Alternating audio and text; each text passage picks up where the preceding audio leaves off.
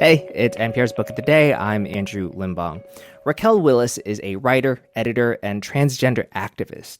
And being an activist in this era means you have to be able to navigate organizing both online and in the, well, I don't want to say real world because the internet is very real, but let's say like physical space. She's got a memoir out called The Risk It Takes to Bloom, and she spoke about it with Brittany Luse, host of NPR's It's Been a Minute. And they talk about how Willis was compelled to do her work after a transgender teenager killed herself in 2014.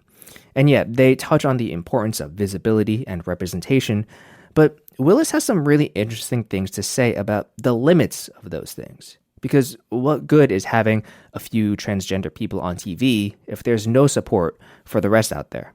That's after the break.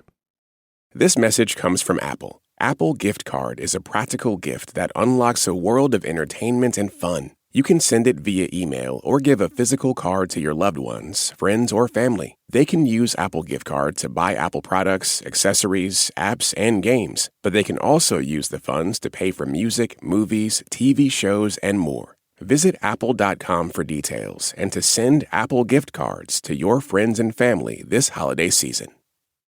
So in your memoir, you talk about living openly as a trans woman in college, then rethinking that after you graduated following the deaths of Trayvon Martin and Ilan Nettles, a trans woman who was murdered by a catcaller. But a tipping point that made you decide to share your origin story more publicly was following the death of Layla Alcorn, a young trans girl who died by suicide and left a public suicide note. Talk to me about that. Yeah. When Layla Alcorn died, I heeded her call because in that letter, she basically told adults to fix it, essentially to get our ish together, because we're not creating a world where young trans people like her feel like they can have a future. I started being more vocal online on the platform formerly known as Twitter and beyond. And it was a scary time. I mean, 2014 even, there weren't many openly trans folks sharing their stories online. Right, but you actually took it a step further. Like you came out on the BBC speaking up about her death. What was that like? I was a little nervous, but it felt like the right thing to do. Like now, if I had that same scenario and I came out as trans, yeah, I probably would have experienced misgendering and all types of stuff, right? In a way that I didn't then, because I wasn't a part of a group that had as much of a target on us as we do now socially and politically. I don't know that a lot of trans young people in this time get to be just themselves if they're open about their experience. Over the next few years, Raquel's career took leaps and bounds.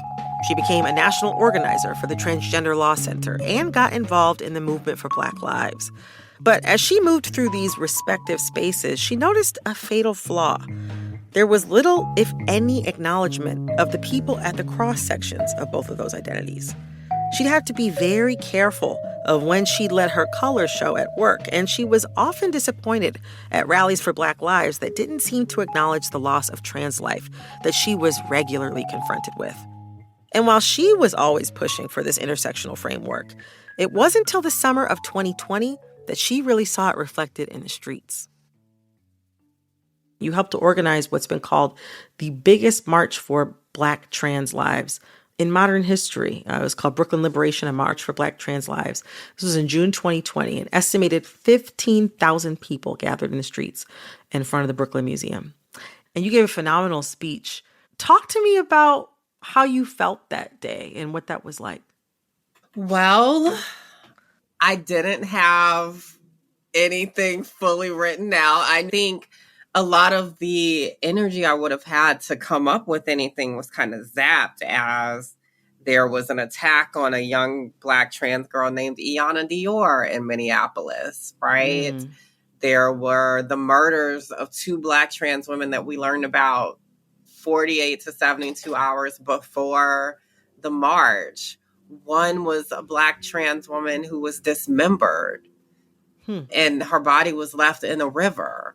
Dominique Remy Fells and Raya Milton. I mean, both of those murders, I think, put a new light on the action that we were doing. Mm-hmm. I think what hurt me the most was that even in the midst of the world supposedly shutting down, people still found time and had the energy to kill Black trans women.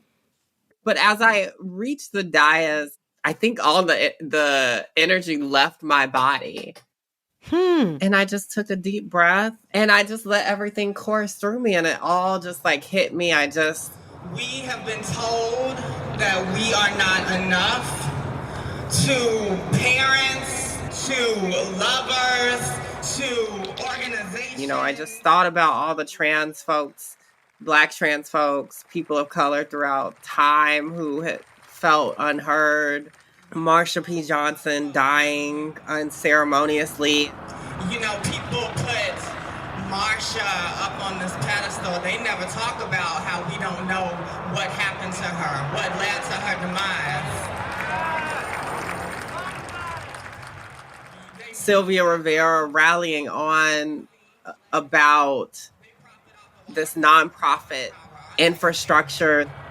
I can't tell you how many of these mostly white organizations have us in their line items for their grant proposals, and they have us in the rhetoric of their speeches. And I want to know, where is the money and the resources going to keep us alive? And I was thinking how hardly anything was different now, 20 years since her death. Thinking about all the Black trans folks we lost, all the Black trans folks who feel and felt unseen by our families, felt that our entire lives, by the institutions we were part of. What does that look like to you now, 3 years later? What does that look like to you now? It's hard. I think 3 years later, the landscape socially and politically is different. How so? I think that we have kind of moved back into this idea that Black trans folks don't exist, particularly in the news and in the media. Because when I think about the attacks on trans folks in terms of legislation, overwhelmingly, when we're talking about the trans youth we want to protect, folks are thinking about white American youth. You know, they're thinking about even the worst narratives about trans people, like this idea that we have an agenda and we're out to get your kids. They're thinking about white youth being at risk. I mean, I think I've shifted a bit in my lens. Of course, Black trans folks are always at the center for me.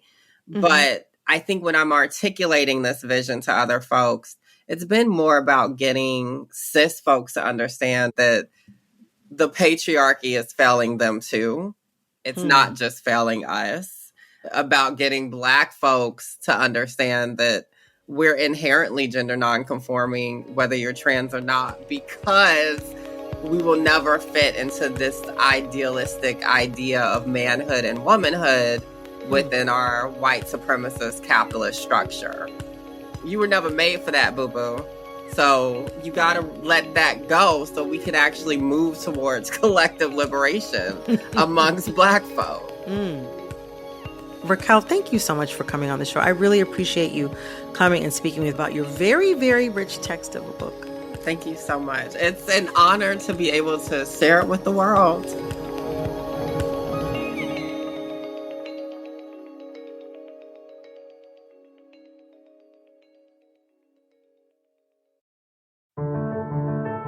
Some of the biggest news stories right now are unfolding in places far away. On State of the World, we bring you to those places. You'll hear voices of people at the center of the day's most vital international stories, so you can absorb what's happening and why it matters in just a few minutes. Listen every weekday to State of the World from NPR. This message comes from NPR sponsor Rosetta Stone, an expert in language learning for 30 years. Right now, NPR listeners can get Rosetta Stone's lifetime membership to 25 different languages for 50% off. Learn more at rosettastone.com/NPR. This message comes from NPR sponsor Autograph Collection, part of Marriott Bonvoy. Each of the almost 300 independent hotels in the Autograph Collection are designed to be exactly like nothing else. Visit autographcollection.com to find something unforgettable.